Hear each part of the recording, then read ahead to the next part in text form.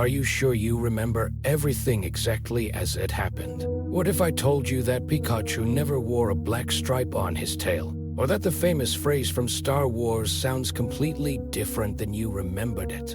This isn't just a random misunderstanding or glitch in your memory. It is a phenomenon known as the Mandela Effect. In this fascinating video, we venture into the mysterious and sometimes strange world of the Mandela Effect, a phenomenon of collective false memories that causes us to wonder and bewilder. We will try to understand why we remember events that never happened and what reasons may underlie this unique phenomenon. Perhaps our memories are related to parallel realities or alternative versions of events that exist somewhere beyond our perception. We will look at various examples of the Mandela Effect, from popular cultural moments to historical facts that cause people to confuse and distrust their memory. How is it that whole groups of people can remember the same event in a completely different way? What is behind these collective illusions and how are they formed in our minds? Prepare for an exciting journey into the deepest depths of human memory and the collective unconscious, where reality and illusion intertwine to create amazing and sometimes frightening stories about how we perceive the world around us. The Mandela Effect gets its name from the misconception that Nelson Mandela died in prison in the 1980s. Many people around the world were convinced that they had seen reports of this event, although in fact Nelson Mandela was released and lived a long life, passing away only in 2013. This phenomenon has come to symbolize collective false memory, where groups of people share similar but incorrect memories of events that did not actually happen. However, the story of Nelson Mandela is by no means the only example of this effect. There are many other instances of people around the world remembering something that is not true. These examples range from small pop culture details to significant historical events. For example, many people are convinced that the Monopoly logo depicts Monopoly in a cylinder with a monocle, even though he doesn't actually have a monocle. Others remember the phrase from the movie Star Wars as "the Force is with you," even though it actually reads, "No, I am your father." These cases emphasize how fragile our memory is and how easily it can be distorted. Research shows that the Mandela Effect can occur due to a variety of factors, including media influence, social interactions, and even simple perceptual errors. People can be influenced by each other, creating false memories that are then reinforced in the collective consciousness. Thus, the Mandela Effect opens up interesting questions about the nature of memory and perception of reality, forcing us to consider how reliable our memories are and how they are formed. The main explanation for the Mandela Effect from a scientific perspective is the workings of the hippocampus, the area of the brain responsible for forming and storing long-term memory. The hippocampus also plays an important role in imagination and spatial orientation. Because of the close connection between memory and imagination, real and imagined events can easily mix in our heads. Also, our memory doesn't work like a video camera that records everything exactly. Rather, it is more like a constructor that constantly rearranges and interprets past events. Our memories are influenced by our beliefs, emotions, expectations, and cultural context. All of these can lead to distortions and false memories. Our memories are strongly influenced by associative connections. When we recall an event, we automatically activate all associated memories, images, and emotions. If these connections are unclear or contradictory, this can lead to confusion and distortions. For example, many people remember Pikachu with a black stripe on his tail because they associate him with other cartoon characters that have similar details. Emotions also play an important role in memory formation. Events that evoked strong emotions in us are remembered better, but are also more prone to distortion. We may add details to them that didn't really happen or change the order of events. Cultural context also affects our memories. We assimilate information from books, movies, and the news, and that information can shape our perceptions of the past, even if they are not true.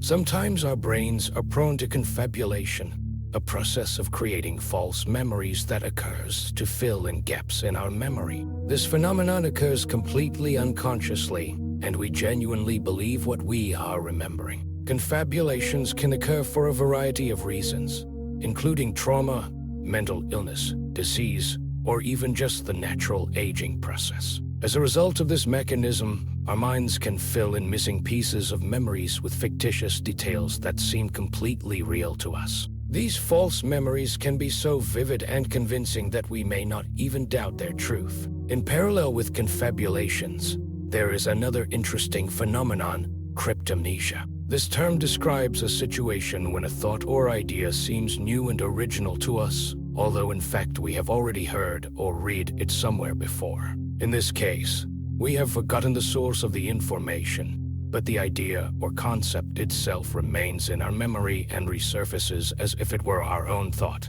Cryptomnesia can lead to misunderstanding of the authorship of ideas and even to accusations of plagiarism, when a person sincerely believes that he or she has created something new, although in fact he or she has simply recalled information from the past. All of these processes actively affect the memories we retain in our minds. Because of this, we may remember events or facts that never actually happened or were distorted in our minds. Thus, confabulation and cryptomnesia emphasize the fragility of our memory and the complexity of the mechanisms that govern our perception of reality, forcing us to consider how reliable our memories are and how easily they can be altered by various factors. The Mandela Effect has been the subject of much discussion and debate, giving rise to many alternative theories, among which the multiverse theory stands out. Proponents of this theory suggest that there are an infinite number of parallel worlds, each with its own unique history and development of events. According to this concept, the Mandela Effect can be explained as the result of traveling between these different realities. People experiencing this effect seem to peer into other worlds and remember events that took place there rather than in our usual reality. This creates the feeling that they remember facts or events that never actually took place in their lives. However, there are other theories that attempt to explain this phenomenon. Some of them link the Mandela Effect to the dream state, where our consciousness can create alternative versions of events and facts. Others consider the possibility of glitches in the matrix, suggesting that we live in a simulation that occasionally fails, leading to a change in the perception of reality. Another interesting theory involves mind manipulation, where it is suggested that external forces or technologies can influence our perception and memory, changing the way we perceive the world around us. It is important to note that all these theories do not have scientific confirmation and most often belong to the field of science fiction and esotericism. Nevertheless, they add mystery and interest to the Mandela Effect phenomenon, making people think about the nature of memory and reality. This effect raises important questions about how we perceive information and how reliable our memories are. Through discussion of the Mandela Effect, it becomes apparent that human consciousness is far more complex and multifaceted than it may first appear, opening the door to further research and reflection on the nature of our existence. Another psychological approach to explaining the Mandela Effect is related to Carl Jung's concept of the collective unconscious. According to this theory, there is an archive of symbols, archetypes, myths, and collective memories common to all of humanity. The Mandela Effect may be a manifestation of this collective unconscious when we tap into the shared images and perceptions that are stored in our collective mind. This theory suggests that certain images and ideas are so powerful and universal that they are easily embedded in our memory, even if they are not true. These universal images can also influence individual memory. We should not forget the influence of the media in shaping our memories and perception of reality. The media can both consciously and unconsciously distort information, creating false perceptions of the past and manipulating public opinion. In the digital age, when fake news spreads at breakneck speed, this influence becomes especially relevant. It is therefore crucial to be critical of the information we receive from the media. Fact-checking and analyzing facts from different perspectives helps to avoid manipulation. Developing critical thinking skills and media literacy becomes essential to avoid becoming a victim of misinformation and to learn how to distinguish truth from fiction. Ultimately, an informed approach to information can help us better understand the world around us and make more informed decisions. History is full of inaccuracies, myths, and legends, which over time have come to be accepted as real facts. For example, many people are sure that Napoleon was small in stature, although in fact his height was quite average for that time. Or that salami is made from dog meat. Such distortions can arise from translation errors, historians' biases, or simply because the legend is more interesting than the reality. These historical inaccuracies, like the examples of the Mandela Effect, show how easy it is to distort memories we are certain of. Often, such false facts take on a life of their own, and it becomes very difficult to remove them from memory.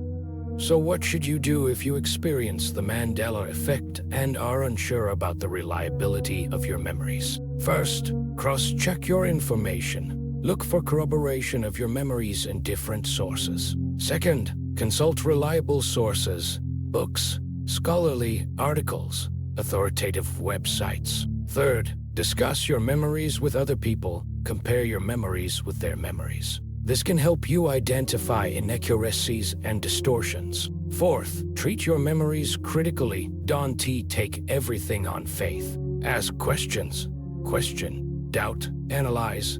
It is important to remember that memory is an unreliable tool and needs to be constantly checked and adjusted. The Mandela Effect is a fascinating reminder of how shaky and unreliable our memory can be. It shows that reality is not an absolute truth, but rather a subjective perception shaped by many factors: our memories, beliefs, emotions, cultural context, and even possibly parallel realities. Thanks for watching. Now tell us in the comments, what examples of the Mandela Effect do you know? What memories seemed true to you but turned out to be false? Subscribe to our channel not to miss new videos about psychology, history, and the mysteries of human consciousness. Remember that reality is what you make of it. Be conscious and curious.